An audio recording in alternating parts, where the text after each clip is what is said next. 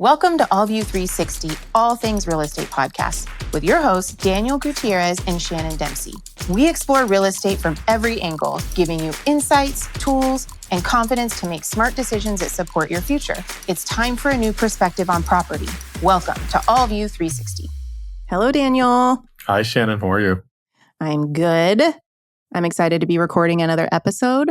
I'm excited about this topic. I'm excited about the topic because I just experienced it where it took over my life for about 4 months, but I'm not excited that it is a topic. True.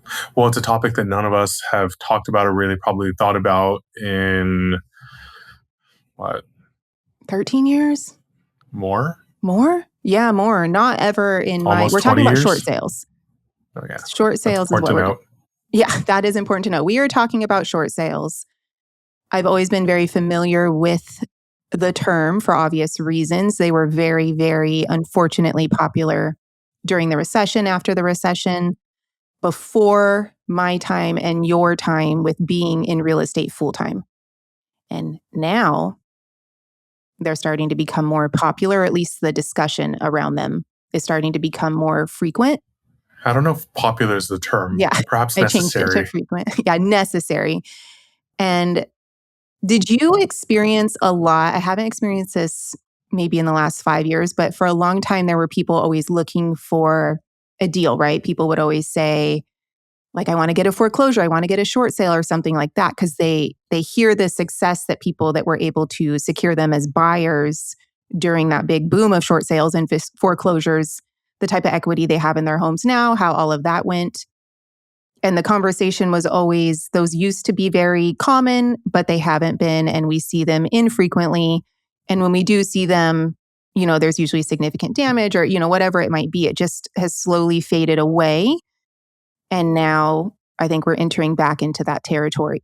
I'm happy it faded away. I was getting so many questions, especially when I started investing in 2011, of people coming to me and like, oh, I want to learn how to go to the courthouse and buy these foreclosures and short sales and this and that. And for a while, there were still some, but they really dried up, and people, read the books, heard the stories, and they thought that this was still the magic way to get rich. And by no means was it. And also, it was not as easy as people thought. You got to go to the courthouse with cash, buy things sight unseen. And if you weren't sophisticated or capable of really managing a process like that, you were in trouble as well. I just realized 100% you were probably one of the clients that was saying, I want to buy a foreclosure. Did you? No, I never. Oh, shoot, I did. You did. No, I did. You bought a foreclosed property. What year was that? 2011 or 2012. That was right when it was a thing. Yeah. But I wasn't going and looking. I think where I was looking in Vegas, there was more short sales and foreclosures than there were regular sales. Yeah, it was the norm from what I vaguely remember. I'll have to ask my mom, who was selling real estate then, but that was kind of the norm of what was moving in that little chapter of our history. Do you regret buying a foreclosure? No, I guess I never even thought about it. One of the things that I didn't realize till way, way later is when I went to sell the homes that I bought through foreclosures, the majority of the communities were investor owned. So it caused some issues with buyers being able to actually qualify for loans as primary residences because it was primarily investor owned. Cash only or investor owned. Yeah. I have friends now that own properties that they did purchase short sale back then. And it's if you were able to complete a short sale as a buyer back then, you're sitting pretty now, right? You had a ton of equity. You now have a lot of equity, and you were able to refi into that low 3% rate when that made sense, 10, 15 years later, pull out some of that equity. Like it's a really good situation for the people that were able to accomplish that. It's a really bad situation and process if you have to sell short sale or foreclose. You and I have spoken about it a few times, but growing up in Temecula in the early 2000s, we saw a lot of foreclosures, a lot of short sales. Yeah. And so just to make it clear for anyone that doesn't fully understand what a short sale is when you have to sell your home, you usually don't want to sell it, you have to sell it, right? So you lost your job, you have to relocate. There's some part of your life that is forcing you to not be able to hold on to your asset anymore or move. You look at the numbers of what you owe the bank on your property. So not what your property's worth, not what you bought it for, but what your loan balance is. Then you look at what your house will realistically sell for. You take away all of the commissions, closing costs, what your net number will be after you sell your home. If that net proceeds number is less than what your loan balance is, and you do not have funds to cover the difference, you're going to have to short sale your home, or at least consider it as an option. And I'm starting to see people be in this boat. Not a ton, but from what I'm experiencing, it's the late 2023, 2024 buyers that bought. We've seen a decrease in price. What were the numbers? Like 2.5%, 3%. 2.5% in some areas of Southern California. So in your property value. So you bought it at this number in 2024. We're now in late 2025, 2026. Your home value has decreased. If you did a loan or you purchased the home with no money down, 3% down, a small amount down, you have not paid off a lot of your loan balance because it's been primarily interest. You cannot sell your home to net what that loan balance would be, and you're going to have to short sale it. And that's not fun. And to put some numbers to that, you figure you buy your home, let's just say $100,000 for easy numbers. In the course of 2-3 years, you put down 3%, so you're at 97,000. You've paid 2 years of payments. The majority of it's going to go towards interest for the amortization table. So your loan is still 96,000. Yeah. 96,000, and then you're going to go to sell it. Let's say even at $100,000, exactly what you paid for it. You're paying 4, 5, 6% commission to the agents. You're paying title. You're paying escrow. You're six? Well, the low end, let's say $5,000 to $8,000 in transaction costs. So right there, you're $2,000 underwater. Best case scenario. That's a short sale. Yeah, and the only way when you do not net what your loan balance is in the sale of your home, the way to avoid a short sale would be if you had, money in your savings account and you literally have to write a check to escrow. You have to pay during the process for your house to sell. And you would do that to avoid actually having a short sale on your record or going into that short sale process. And if you don't have those funds, it's really the only option. But the short sale is also a better option than a foreclosure and a bankruptcy, which lasts 7 years on your records as opposed to the 2 years for the short sale. Yes. From what I understand, it was if you did an FHA loan when you purchased, so now you're short selling with your FHA lender, you're going to have, it's the same actually, with a short sale versus a foreclosure, which is worse. You're going to have it on your record for 3 years, but your credit score is going to take 100 to 150 basis point hit if it's a short sale, and over 200 points if it's a foreclosure. If you have a conventional loan, it's significantly different impact-wise from a short sale to a foreclosure. You're still looking at 3 years if you short sale, meaning you can't purchase for 3 years. You're not going to qualify. You're not going to be able to purchase a home, even if you come into a lot of money, whatever it might be, your hardship's over, and your credit score is still taking that 100 to 150 point hit. But if you foreclose, now you're looking at not being able to purchase for 5 to 7 years. And you're looking at that 200 plus hit. 5 to 7 years is significant to not be able to purchase a home or kind of be, I don't know, what would you call it when you're just frozen credit wise? When you use the option and opportunity to do that. Yeah. Obviously, you want to attempt to do a short sale before a foreclosure. I just completed my first full short sale process on the listing side. It was a doozy. We got it done. And I think I got lucky from understanding how other people's short sales have gone. This one, there's so many different rooms for there to be hurdles and so many parties that have to be involved and on the same page and understand the process. In this particular case, we opened escrow with a buyer. I think I had it on the market. We listed June of 2025, which was right around when the tariffs had hit. May was kind of when the tariffs hit and the market was really, really frozen for a while. We listed a little bit above what they had purchased it for the previous June in 2024. We did open escrow with a buyer on it at a price where they were not in the short sale territory. And, all was good. They were going to net nothing, but they weren't going to have to short sale it, right? So ultimately, we were comfortable with that. That buyer ended up falling through.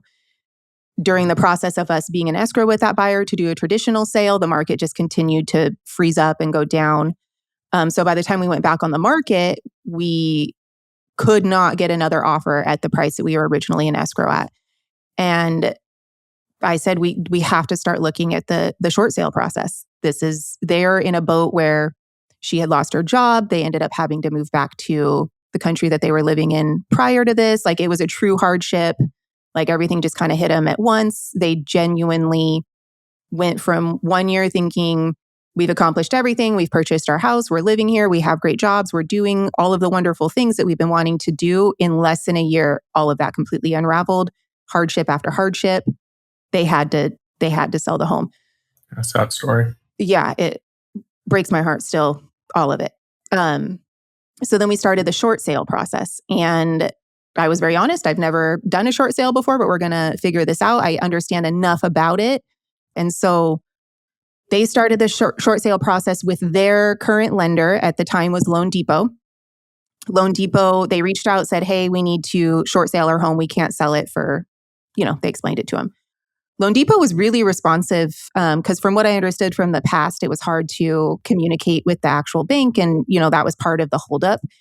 I thought that they were, in hindsight, they definitely were responsive compared to the second bank. But they gave them step by step. Here's what we need from you. Here's the process to get this approved. It started with them demonstrating hardship, truly being able to show that they're not just choosing to not make their payment. So they were able to accomplish that. Loan Depot said, okay, yeah, let's move forward with a short sale. We'll start the process. So we did that. There were some steps that we had to do from the MLS side, from all of it. So we start moving through, we secure a buyer. So we reduce it to a number. They did not give us a number of what they were going to approve, but they basically said, once you bring us an offer, then we will review the offer. And from there, we will give you the short sale approved number. So we're like, okay. Like, what, that's kind of, you have to put it at a number that you think is close enough to accomplish what Loan Depot or whoever the lender is going to approve, but not too high to where you're not going to get offers, because it doesn't officially start until you get an offer, right? So we reduced it well under the market value, but still at a number that I thought was going to be acceptable. I think we went down to I think we listed at 825, and this property, it appraised, for perspective, it had appraised at 925. So we didn't know that at the time, but that is but we had listed at 825. We had multiple offers. Everyone understood it's a short sale. Every agent on the other side was like, I've never done one of these. I'm like, cool. Me too. We're going to figure this out together, right? We all kind of were just in the same boat, but we secured a really good buyer with a wonderful agent on the other side. And we submitted that 825 offer to Loan Depot, jumped through a million hoops, the normal transaction stuff, and then probably like 30 other steps that were required. We submit that package. We all hustle to make it happen. And then we sit and wait for them their turnaround times are like 30 days. Like, thank you, received. You'll hear back from us in 30 days. So then we're just like, cool. Meanwhile, I have become a pool person, a landscaper, like trying to keep this vacant house, in the condition that it was. Yeah, it's just, so we go through all that, and then Loan Depot spits us back that it wasn't an exact number that they gave us. And in that first 30 days that they were processing our offer, they sent an appraiser out on behalf of them to spit back that number. So then their appraisers who came up with that 925 offer. So now we're at an 825 offer price, not net proceeds, because it still includes commissions and everything like that. Costs, everything. Yeah. And then they're saying 925. So I don't know if it's like this for every bank, but this was my experience. They said, in order to approve this, we need to net 80% of the appraised value. So did the math, figured it out, worked in, all of the closing costs, everything involved there. We determined instead of 825, 865 was going to be the number that was going to net the bank. I think it was like 814, 80% of the value. So then we go through that process, renegotiate the price with the buyer. They understood that that possibly could happen. They're on board. Everyone's great. We hustle again for like 5 days, getting it all back and forth, everything over to them, send it back to the bank. Okay, we need 30 days to process this. Cool. Cool. So then we sit there for 30 days. I'm doing the pool, doing like keeping it all going. The buyers are texting for updates. We don't have them because the update that we have is that we're all just waiting. The sellers were so committed, and I think that's part of why this ultimately ended up closing. And it was a 4-month-long short sale, and I think that's pretty decent for the process. But they're on a completely different time zone. They're in the Netherlands, so he's staying up all night when the bank needed stuff. The sellers in the Netherlands? Mm-hmm. The seller's in the Netherlands at this point. And the buyer is? In the house now, but in our zip code. But they also have to be a very specific buyer because they have to be able to wait that long for it not to be an issue. They have to be able to come up. Yes. And 20 some odd thousand or 40 some odd $1,000s after. It's asking so much from a buyer as far as like unknown, right? Okay, you want to buy this house. We don't know if this is going to actually be the price that you can buy it at. We don't know when you're going to close escrow. We do know you're not getting any credits, repairs, nothing. We do know that things might happen during the process. In this case, the fence blew over. Like there's so much risk with the known for the buyer. They're getting a discount on the purchase, which is ultimately why they do it. Yes. And they understood that. And then also, if you have to move in a certain time, if you don't have accommodations in the like there's just so much. So this is where we got lucky. We never had to restart over with another buyer, which is what I hear happens often. By the time you actually get your short sale approval, your buyer has already moved on to another house, whatever it might be. And you have to just hope that your buyer sticks with the process. So I was overly dramatic about that. Like this is what needs to happen. The agent fully understood. He communicated it really well to his buyers, constantly like no updates, but just letting you know the buyers are still on board. The buyers are still excited. The buyers. Keeping everybody calm. Yes.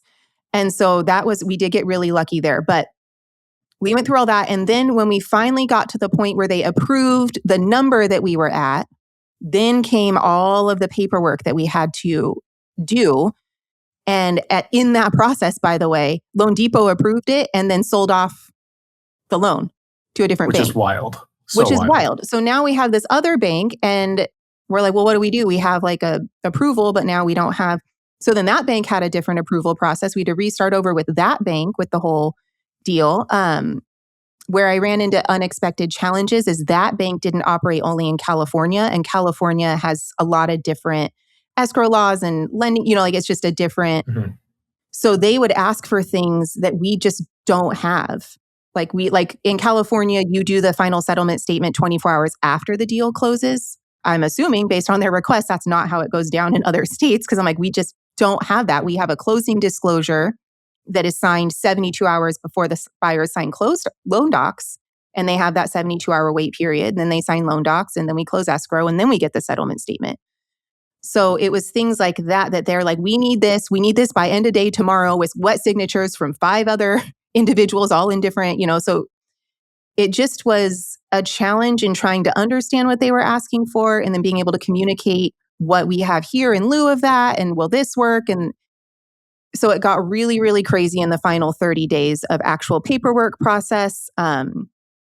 It was anytime I'd send something to the buyer's agent, their team would jump right on it, get everything signed. I mean, I was sending stuff to you like, this needs to be printed, wet signed, scanned back, and we need it by the end of the day. Like if you didn't have the ability to do that, or if I didn't have a direct connection to my broker, same thing with the buyer's side, like he had to track down who his broker was. Like we were hoping that, there was so many little hoops. Then we finally get the official approval, all your documents are in. I think, so we started December 1st. I think it was like end of March is when they said, okay, you're approved. No. First they said you're denied. And we're like, okay, after all that. And they listed all of the forms that they were missing for why they denied us. So then my seller stayed up all night and said, actually, you've received all these forms. Here they are. And then they said, oh, never mind, you're approved. So we're like, okay, this is just such a roller coaster. And then not only did they say you're approved, they said, and you have to close this by April 8th. And I think it was less than 20 days from this whole 4-month waiting process to now you have 20 days to get this closed. And that's when the buyer started doing inspections. We started that whole process, the lending process, everything. Ultimately, down to the wire, got it closed yesterday. I don't even know if my sellers fully believe it yet. Like, it is closed, the buyers are in there. But there were so many moments where if we don't get this done by this time and submitted, this will just go into foreclosure. And it was difficult to not be working with, and no fault to the bank. They're a bank doing short sales. I don't know even what that entails, but to not have a direct point of contact or be able to pick up the phone to that particular lender and say, what do you need? Walk me through this or help me understand. It was just scary for all of us that were doing everything, used to working with strong communication, and then just sending everything off and hoping for the best. That was a long-winded story of that particular process. Well, first of all, congratulations on getting it done. Thanks. But I think also a testament on the quality of service that you provide to your clients, and also to And just kind of who you are and just figuring stuff out. can I tell you usually it's like, yay, congratulations, you closed. I'm like, I don't know. Like, I'm so happy this closed for everyone, but not really. Like, it's like, it's so sad because you're like, okay, this closed, you get $0 and you don't have your house anymore. And I'm so sorry you went through all this. Like, it's just, I was nervous and so grateful that this never even wavered at any point with these particular sellers. They're not coming back to the States. Their credit doesn't matter to them anymore because it's only impactful here. They're not looking to buy a house in 3 years, 5 years, 20 years. At any point, they could have completely just said, no, I'm not going to stay up all night and deal with all of these bank requests. I'm not going to go through this process. We're done. Like, we're out. Mentally, maybe that's what I would have done. Like, they just chose to take on the burden, the mental load, and committed to getting this closed at a principal, essentially. Like, they texted me last night because I obviously was very grateful and acknowledged their commitment to it. And they said we could never move on without closing a loop that we had the power to close. And that's really all they're getting from all of this, like, satisfaction that I don't even know. Yeah, so all that to say, that was that short sale experience. Mm-hmm. And I have a feeling we're going to see more. Well, the indication is that there are more. It's still very, very low numbers, but similar to our childhood, there appears to be more in the Inland Empire, San Bernardino County areas where you see a lot more of those FHA low payments and tighter margins on the financial situations. But I feel like you also forgot an important point and potential hurdle Tell or me. potential issue throughout this whole process. Did I Starts forget with it an or did I black H, it out? starts with an H, ends with an A, and there's no in the middle. HOA. Is that what you're referring to? Yes. I am still, there is such a fire burning in me about that I'm like, this particular transaction in the final hour literally had to end up bypassing it. Became contingent on, after all of that, 4 months of, I don't even know how many documents, paperwork, how many signatures, people involved, parties involved, multiple lenders, multiple brokerages, all of that. Everyone made it happen. We get down to the last thing the lender needs for the buyer's lender is an updated HOA demand. And that is a 1-page accounting document from that property's HOA property management company that says, here is what the current balance is on this particular property. She refused to send it. I still can't put logic to why she was choosing to not be helpful in that scenario. So here we are thinking we have everything done. The only thing that we need is this HOA demand. Normally it goes like this. Hey, HOA, we need the updated HOA demand. No problem. Congratulations, you're closing. Here's the updated HOA demand. That's normally how that goes. It did not go that way. So this was a hurdle that I didn't expect because it's so out of the ordinary. My escrow company is like, in 20 years, I've never, ever once had someone push back like this on providing a legally required document, by the way. I can quote the civil code if you'd like me to. So what we ended up doing there, again, everyone jumped in through hoops, compliance with escrow got involved. We figured out what we had to do. All parties were in agreement that they understood what was happening, what this means. So now I still have this unknown that I will be covering whatever, if there weren't dues paid from January to March, because our demand was January 1st, we closed April 8th. So the ultimate risk there is if there's an outstanding balance on the previous owner's HOA account, that is something that the new buyers will have to, take on, which they were literally screaming like, we will pay whatever is owed on that account. Like, we want this house, we want this deal.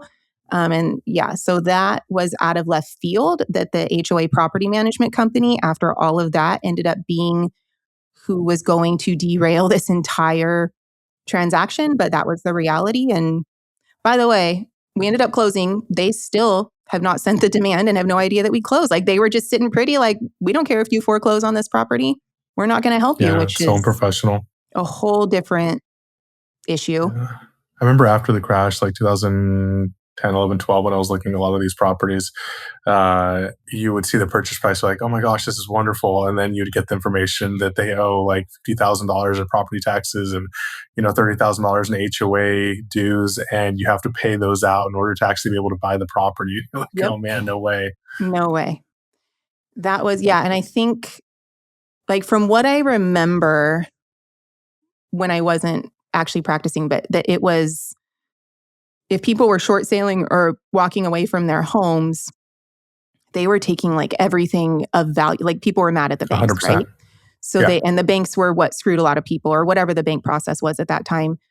But I remember showing properties early on that were kind of later in the process, foreclosures, which is when I had jumped in, and they were taking the pipes, the toilets, the cabinet doors. Like, if you could remove it from the property, like what were they doing with that stuff? Yeah. Well, there's people taking it, but there's also a lot of vandalism after the people moved out, and people would break in and see all of those things. Like, I remember one, I was in Vegas buying, the biggest ones we would look for is make sure it saw the piping and make sure it still had the air conditioning condenser unit, because those were easy ones to steal. And they would cut the lines and just take the unit. And just so expensive to replace that we were looking for ones that, weren't completely stripped of those. Replacing a toilet, replacing some lights. I mean, that was almost every property, wasn't a big issue, but the air conditioners and the pipes the copper, just for the copper. Exactly. I remember, like, you'd walk in and there'd just be wires like everywhere. And I'm like, what used to be there, whatever it was, they took it. So that was not the case here. And you're right, a lot of delinquent property taxes. And in this particular case, the sellers continued to pay the HOA dues. Their property taxes were already in an impound account. So that was something that was already being paid out. So they had very little delinquencies on the property, just that they stopped making their payment. How does this affect the loan side from the buyers? How so?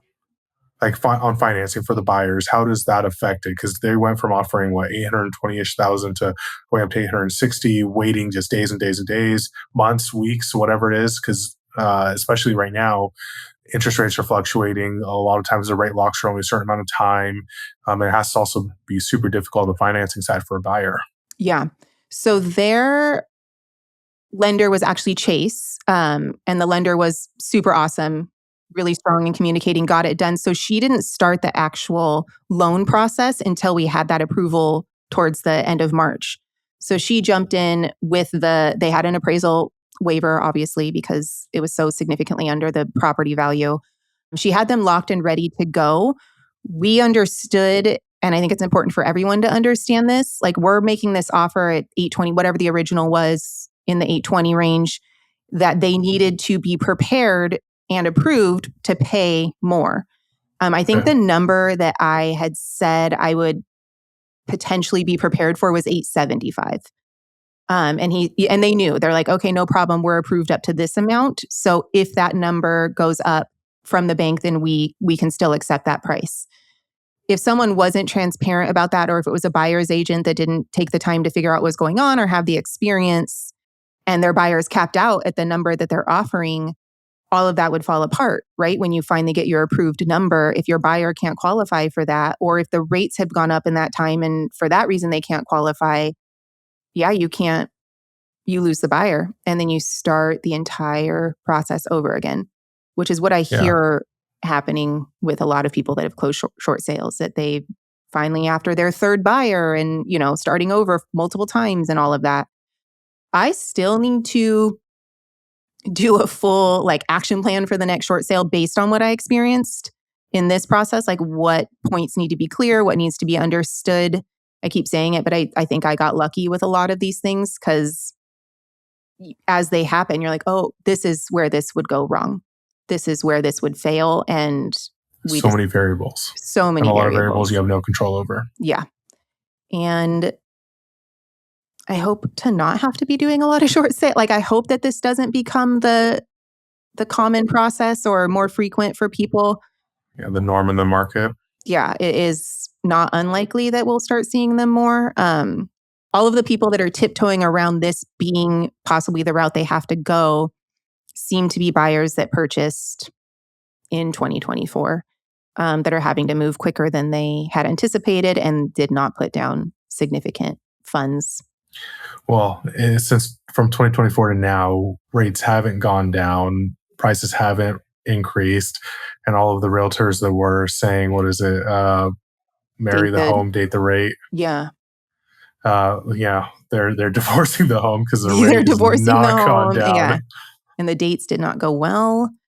So for my particular clients, they stopped making their mortgage payment. I think back in November, you had to miss a mortgage payment for the short sale process to start. That was a requirement before they would even talk about it with you. And they couldn't make their payment anymore because they had to relocate, and whatever funds they did have were now going towards their, actual housing. Moving across the world. Yeah, moving across the world and trying to find a new job there. So I kept trying to figure out what would be the best possible solution because they were now not making their mortgage payment. If they had put down more, it's say they did a 20% down loan, they would have been able to close traditionally because they would have had that equity to make that happen. But they would have been at a loss. They would have lost more money. Out of their pocket. Yeah, they would have ended up losing more money by putting more down. So it's unfortunate that they had to short sale because they had put less money down. Silver lining, they were at less of a loss after the whole process because of it. So, but those are things you can't predict. Yeah. Because their plan was to be here for the next 10 years or whatever it might be. It was just circumstantial. Yeah, overall, it's a sad situation. I think banks have gotten a lot better at vetting buyers to ensure that they're in a solid financial position to be able to afford the home. But life happens, things happen. Life happens, things happen. And then the other, so do you remember all the short sale negotiator, you had a short sale negotiator before, and then they, had part of the commission, and it was a third real estate approved short sale negotiator that would come in the mix. That didn't happen. I thought maybe that would be. So I wonder if a bank requires that, or some banks do. I think things have changed, and I just remember this. I don't know if you remember. Remember when you're helping me buy a home in Huntington, the first property we looked at was a short sale. I believe it was short sale about to go into foreclosure. Remember we walked through, we're like, this is kind of awkward. The family was there, but then we found out that they're renters and it was owned by someone else. But I don't remember there being that many short sales over the last decade. No. Do you remember what happened there? The agent actually said, I have another one coming on. Yeah. Instead, we just walked across the street. We just walked over there, and then that's the one you ended up buying. But yeah, it wasn't common. And when I listed this one as a short sale, I knew my lack of experience with the process just because it hasn't been happening. But I was shocked at the amount of agents, wonderful, nothing, no fault of them, but that would call and be excited about the price. And my client's really interested and then not, and I'd be like, okay, do they understand it's a short sale? And here's, the first few key points to make sure they understand. And they had no idea even what a short sale was. They're like, well, what do you mean? Well, what do you mean? And so then I'm explaining the whole process. And well, what do you mean that might not be the price? And what do you mean it might take that long? And it just, the knowledge of a short sale even being a thing wasn't there for a lot of the people that were calling. Yeah. Well, really, anyone who started practicing after what, Like 2011, 12, 2015? that didn't grow up in an area that was full of foreclosures and short sales, they never would have heard about it. They never would. Yeah, they just thought we were listing this property 100,000 under and their client's willing to buy it and let's get this done. And Yeah. Also, some would be too, the market has receptive. changed. Hmm. The market's changed where the clients just send you the Zillow listing or the Red List listing, and you're like, okay, let me call the agent, let me get this done. Sometimes you call before you even log into MLS and look what's actually happening, and Hmm. rude awakening under those circumstances. Rude awakening. Yeah. So, and then so for our MLS, we go into contingent status. So we're no longer active on the MLS, but we're not pending because we don't have that approval. So we're contingent upon short sale approval. The amount of calls I got in that 3 months that we were contingent upon short sale approval of people thinking we were waiting for a buyer to sell or, something like that. And well, we'll submit an offer and we'll get in there and like lock us into backup and repeatedly just saying like, no, we're, trying to explain what we were contingent upon and what that actually means. And it just wasn't clicking with so many people. I should send them all this podcast. Like, You hey, should. Did anyone, were people receptive, or was anyone like questioning what you were saying or doing? most would listen and want to understand more and then be like, well, I gotta go do a deep dive on what this means and that sort of thing. Some people were argumentative with it, like they almost as if I was like trying to pull a fast one Yeah. and would seem angry with me. And I'm like, these are just the facts. This is what's happening. Like I don't, this is not what I would be doing. But most just kind of took in the information and then kind of went quiet. And I'm hoping went and did some training or research on what that actually means. Yeah. I can see it now, though, with the argumentative agent thinking Mhm. that you're lying. Yeah. Well, what do That's you mean the buyers? unfortunately all too common in Yeah. our Okay. industry. Yeah. So it is possibly our new normal for some I hope people. not. I hope not too. Yeah. You want to know my But main takeaways? beyond the main takeaways, I think depending on where you're at, the demographic, psychographic in certain areas, I think are going to be much more prevalent, similar to 2008 when you saw, Riverside County, Inland Empire, San Bernardino County, Tucson, Phoenix, South Florida, Tampa, those areas that shared a lot of the same demographics, psychographics, all get hit in the same fashion. I think we're probably going to see something similar now, albeit at a much smaller level, hopefully at least. But it probably will happen. Areas, more affluent areas, higher end areas, even relevant to one of our previous podcasts, they're much less on the margin when it comes to being able to afford properties. Generally much higher down payments. You're not getting a $5 million home with an FHA, so you're going to see it more towards those the areas of lower value relative to other neighboring counties or neighborhoods. But at least in Southern California, that's what's happening. I haven't looked in other states. The research I did mention a bit more that was happening in the Midwest, but you also see a lot of prices in the Midwest stagnate. The Austin market's also just been completely The worst annihilated over market the last. hit, Austin, Texas. Yeah, exactly. So I do think that we will see, you're right, like certain areas, certain zip codes, certain demographics, but also like in this particular case, the party that lost their job had a really high paying job. Like it was incredibly educated, incredibly experienced, locked in this job. There was no bad decision made. Hindsight, you can see what different decisions would have been made, but with the information, the income, everything that they had at the time that they made the choice to take on this loan balance and purchase the home, like it was Mhm. under what she could afford. They made wise decisions and then lost that high paying job out of the blue. Um, and that her industry was one that had a 30% cut back in January overall. So it was not a result of their decisions, just circumstances. Yeah, but that's also one of the reasons why there are such strict laws, especially in California, protecting consumers because things do happen, and we don't want another situation in 2008 where everyone has super low credit scores and is just trying to get out of terrible financial positions, and it's hard to dig yourself out when you're that deep. I wonder because I didn't see the hardship approval process from the bank, but I want to do a deeper dive on that because I would imagine there is abuse with this process. Like if you just don't want to make your payment anymore because you bought a house somewhere else and you don't want to go into foreclosure, so you do. So I don't know what the actual hardship requirements are. I know they had no problem demonstrating it. Here's where we were, here's where we are. All of it was out of our control, but I'm going to do a deep dive on that. Do it. Do it, and I'll probably tell you about it. Cool. So, what are your biggest takeaways? I didn't jump in as an authorized third party with the short sale bank early enough.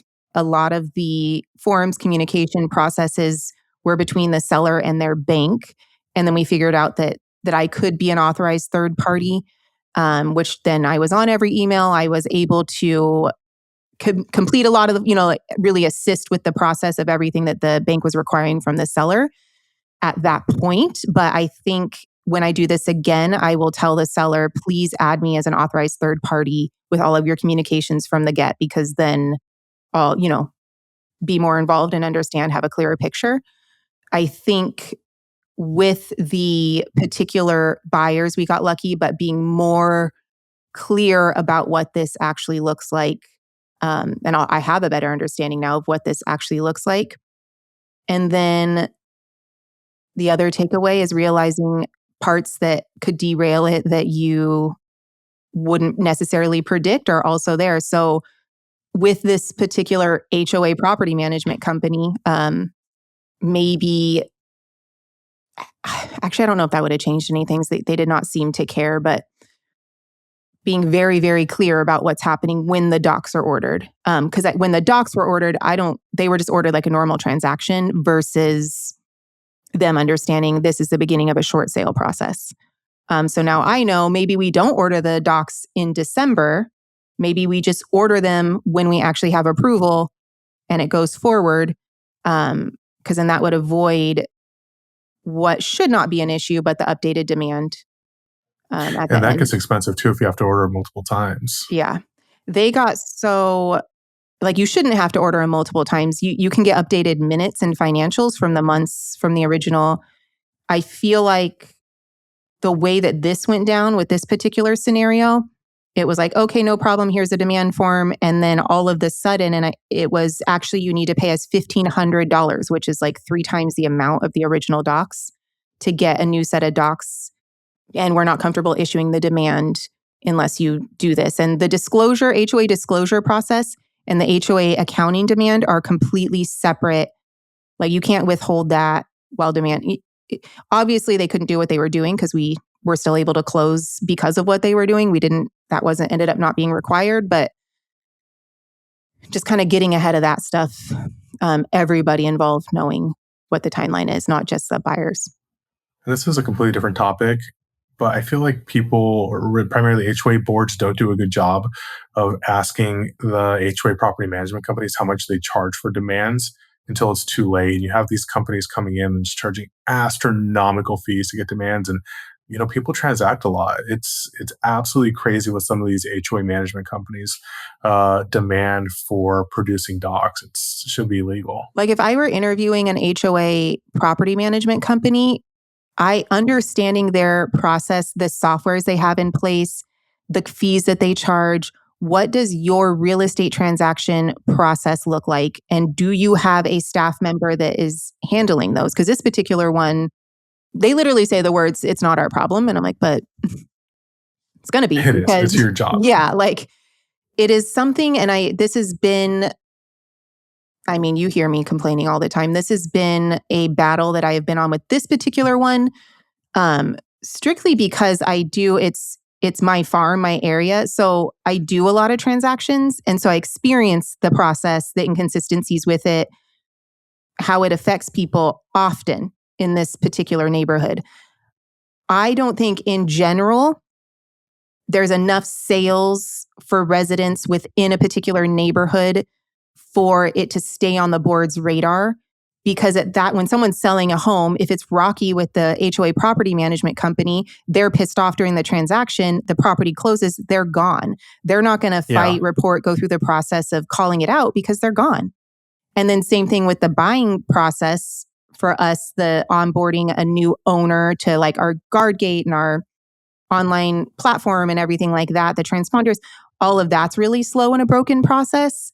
But now it's new people coming in. It happens out of the 690 homes, maybe in the high years, 25 times a year, in the lower years, 12 times a year. Out of 690 residents, you have 12 that had a bad experience, but they finally get it solved and they're like, whatever, we live here now. We have access to everything. They're newer to the community. They're not going to call it out. And they're not going to get on the board. And then from the agent's perspective, they're doing one deal in there for the entire year. So to them, it feels like a one-off that things were messed up. But I did my numbers like a psych. Like I've done over 20 transactions in the last few years in that particular neighborhood. And over those 20 transactions, I could list 7 that had significant impact because of the HOA property management's processes. And I feel like that's a unique experience to be able to gather that amount of information firsthand. And so I think all that to say, I think a lot of the HOA property management companies probably get away with really high fees, really shitty processes because they just don't have enough oversight or consistent oversight to process it. Why are you smiling? Because we could talk about this for another hour, and I was just laughing in my head because we're going off on the tangent we said we weren't going to go off into. True. Sorry. And then they have the ability to really mess up and send a client's property into foreclosure. And that to me is where it's wild. Where we crossed a new line. Thank you for this story. Thank you for sharing. I think this is going to be super valuable and important for people to learn. Hopefully it doesn't happen more often, but the reality is it probably will. And I think this is a great opportunity for people to get some insight in regards to what the foreclosure process looks, or not the foreclosure, but the short sale process looks like, help them through the process, and, really ultimately help our clients through tough times. Also, I want to be clear, I am nowhere near an expert on short sales, obviously, but this was my one experience. But if anyone is looking to have that conversation with their clients, or if their clients have brought it up, they can definitely reach out because I'm happy to explain how I explain the process and kind of the first few steps that they have the power to do as the agent to see if this is something that would work for their client. So anyone can reach out anytime. I have a few agents that I've walked them through that because it's your job to bring the information and help your client make the best decision for them. And then also, if you need therapy during a short sale, feel free to reach out. Perfect. Yeah. Well, Shannon, I'm sure everyone appreciates that. Thank you for listening. Don't forget to like and subscribe. And also, to tell us your thoughts. Let us know what you think. Anything you want us to talk about. We love getting the feedback. And, this has been a lot of fun. Thank you. Bye-bye. That's a wrap on this episode of All View 360, All Things Real Estate. If you found this helpful, don't forget to subscribe, leave a review, and share it with someone navigating their own real estate journey. Connect with us anytime on Instagram at All View 360 and on LinkedIn at All View Real Estate. Until next time, stay curious and keep your perspective 360.